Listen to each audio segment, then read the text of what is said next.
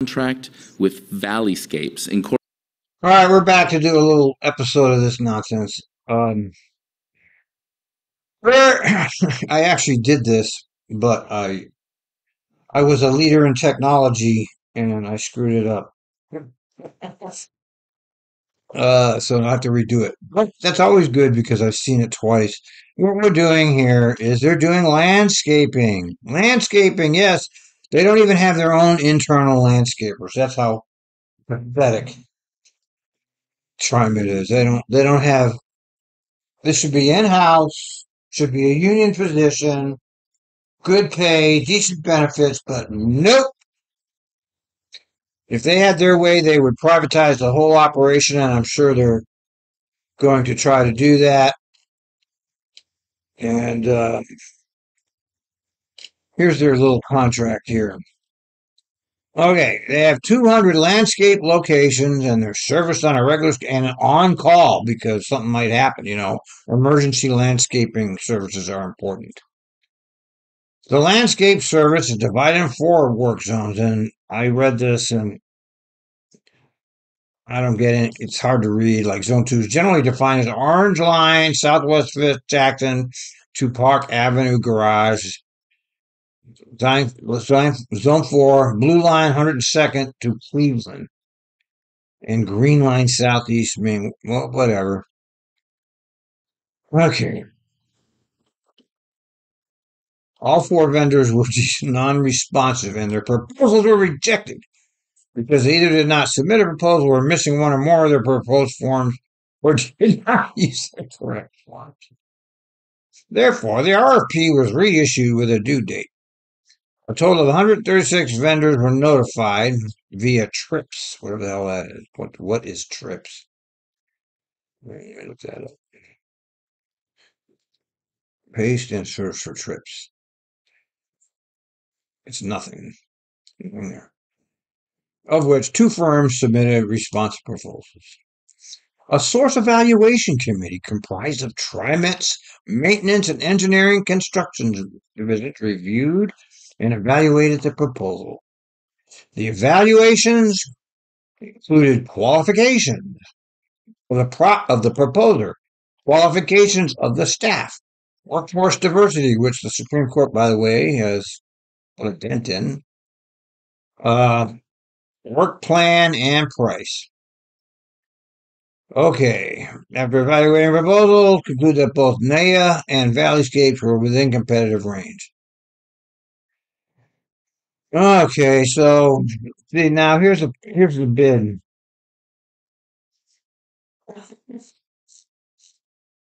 Look at their bid. Nidia, their bid was 14 million. Valleyscapes was 1.752 million. And guess what? TriMet gave it to Valleyscapes and saved themselves $13 million. That's ridiculous.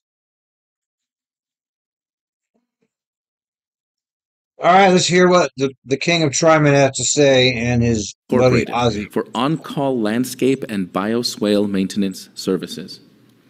Mr. General Manager, your comments?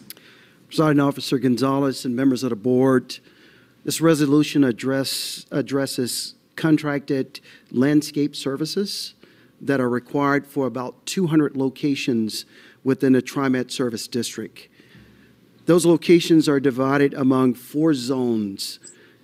This contract would apply to the procurement of services for zones 2 and 3. Zones 2 and 3 cover the areas along our MAX orange line, a majority of our MAX yellow line, and sections along the MAX blue and red lines. TriMet initial request for proposal brought in 4 proposals that were deemed non-responsive. 2 firms submitted responsive proposals when TriMet reissued the RFP. Valleyscapes emerged as the top proposer as the other competitors' high pricing eliminated them from construction. However, it should be noted that Valleyscape has a good reputation and relationship with TriMet, and its proposal was found to be fair and reasonable. Valleyscape has 105 employees, and its workforce is 87.6% minority 87.6% minority. and nearly 3% female. The total contract amount is just over $2 million for a term of 3 years. The contract amount is accounted for in our facilities maintenance operating budget for FY24 through FY27. I recommend your approval of the resolution. Thank you, General Manager Dessou. Before we move to discussion and questions, I'd like to see, is there a motion to approve Resolution 2306-30? So moved. Kim? Director Kim, thank you. Do we have a second? Second. Thank you, Director Edwards. We have a second. Any discussion or questions? Director Edwards? Yes, I have a question regarding the general manager of Zone 2 and Zone 3 comparatively. What is the area comparison? One is obviously larger than the other, but what is the area that is considered? Yeah. I'm going to bring up Les and Joe. That way they can give you specifics on the area. Thank you.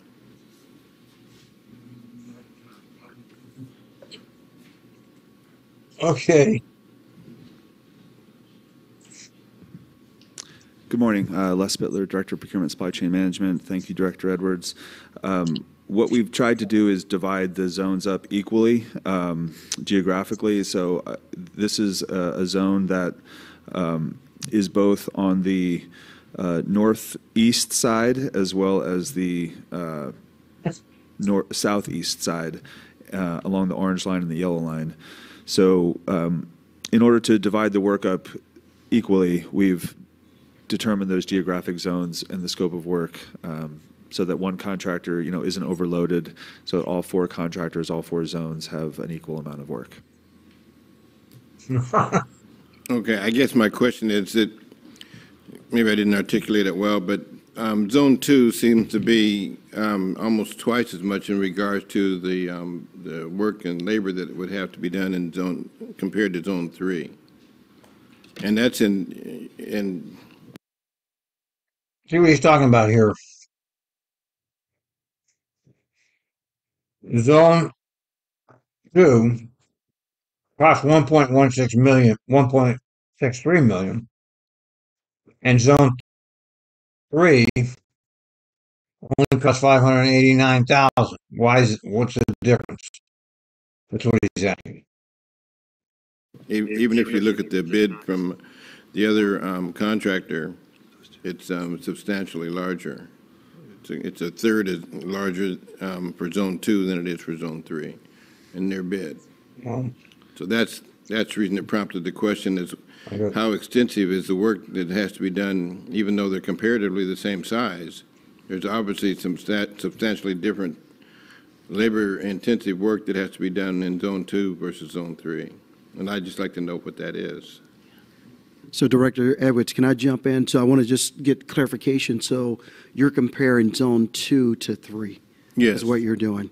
Yes. And I wanted to ask our procurement and facilities, the areas that I called out is the orange line, the yellow line, the blue and red line consist of both Zones 2 and 3. Is that correct? Yeah. And can you separate the two and kind of show, is it only just yellow and orange being in Zone 2 and blue and red being in Zone 3, or do you have that information? Sure. If it would be helpful. Microphone, please. Thank you. If it would be helpful, we have the map that shows the zones, and it does indicate that the Zone 3 has both the blue and the red line with some of the green line where they run together, and then Zone 2 is the orange line. And if I'm understanding your question correctly, the reason why they're priced differently is those lines were built at different times with different landscaping standards, and some of that area has weathered time better than others. And we've found during the time that those zones have been in operation that some are simply more difficult and time consuming to maintain. And that's why there's a discrepancy between the two sets of prices, even though geographically they're relatively similar. Okay, thank you. So it sounds like there may be more trees in one area than there are in the other, because that would require certainly a lot more labor-intensive work to get that done. Sure, trees and the type of plants and other material that's in those zones, correct? Okay, thank you. Yes, sir. I just learned of a term today, talking with staff about shade equity, about trees. Shade equity, Rippy! Oh my God. Ugh. In different areas, and it was fascinating to have that conversation this morning. Look at little Mussolini. Thank you. I'll drop my question in, and then Director Frisbee will be. Oh, we have Director Lewis and then Director Frisbee. Thank you. That was a trick. So help me understand. I know this is an on-call contract, and I understand the Zone 2 and the Zone 3 are forecasted estimates based on the known universe. What? Hey, stop it. Oh, Ozzy. Triggers an actual service call in an on-call contract in this case? Are we sticking to the... Okay, he's not wondering what the same thing I am. What the hell's on? Why do you need an on-call landscaper? the sort of known schedule of maintenance, or are there events or circumstances that either the board or the public can do, or nature can do, so that something gets elevated and brought into this maintenance schedule? A lot of the scope of work is recurring in nature, so there are tasks that need to happen, every week, every month. The scope of work is also broken out seasonally. So, come spring, we flush out the irrigation pipes so that they can, water the foliage in those areas. And then, in the fall, for example, we shut down the irrigation so that it doesn't freeze. So there's things like that that happen seasonally. I think an on-call event would be some sort of weather event, tree branches coming down, extra debris in sort of an area that needs to be cleaned up, that sort of thing. But I think a majority of the scope. I wonder who this guy is. Who's that? Who's Gramps? Scope of work is sort of recurring in nature. A quick follow-up. Do we have a mechanism for other public agencies or the public to identify things that might need attention from the landscape standpoint?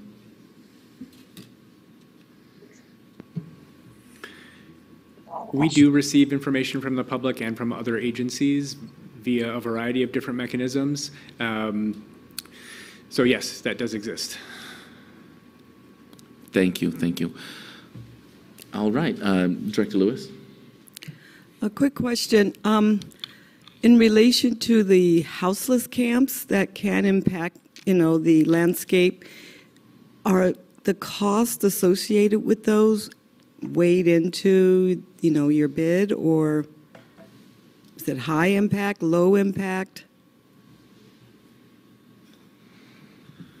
I would say low impact. We have a separate contract with our safety and security team to come in and clean up those camps. So the landscape companies on this contract are not responsible for doing that work. Ah, thank you, thank you. Director Frisbee? Thank you, Presiding Officer Gonzalez, who knew that this was going to be the item where we all got the questions. But since you're up here anyways, I have a newbie question, which I was a little bit surprised reading through the materials ahead of time. Between the two proposers, between the two bidders, the range in their cost estimates. Was that expected on staff's part? Is that somewhat standard? Can you just help me ground myself in that? Sure. NADA's Landscaping, the second bidder, who was pretty high on pricing, has historically bid on these contracts and has historically been on the higher side. One thing that we're going to do is have a meeting with that company to determine maybe they're making some different assumptions than their competitors, to understand why they're not being competitive, because they also bid in 2021 when we went out for these contracts, and they were also extremely high then. So there's something that our scope of work is really complex. The price form is really complex. So I think over time we've seen lots of contractors sort of make different assumptions, and the pricing varies a lot. So I think that there's a conversation to be had there, and to help them become competitive in the future. Thank you. I really appreciate that. And I think that's particularly important for some of the DBE firms, helping them right-size their expectations and be able to compete. So appreciate that and appreciate your answer. Insightful question. Any other questions from the board? Seeing none, I'd like to move to the vote. All of those in favor of approving Resolution 23-06-30, please say aye. Aye. Aye. Aye. All opposed? Hearing none, motion carries. All right, that's great, isn't it? So the all right, so that stuff should all be in-house. It should be people getting decent paid benefits, but it's privatized because that's how they do things over there. And furthermore, this is an example of how they take your tax money, all of these, what I call government parasites. They take your tax money, you don't have any choice about paying it. You have to pay it, whether you like it or not. And you don't get any decision-making power over how that money is spent, whether it's Biden sending all your money to Ukraine or TriMet spending all your money on, like, better red or a garage they don't need. I mean, this is a minor thing, but it should be in-house. This particular contract shouldn't be a contract. It should be in-house. It's landscaping. What's the big deal? You can't have that in your maintenance division. I mean, for crying out loud. So they have all this money over there, and they just spend it like drunken sailors. And I don't really see why these things can't be in house. I don't get it whatsoever. Why these particular functions cannot be in house, other than the neoliberalization of TriMet and its attempt to fill pockets of private companies in the Portland region. That's enough. See you next time.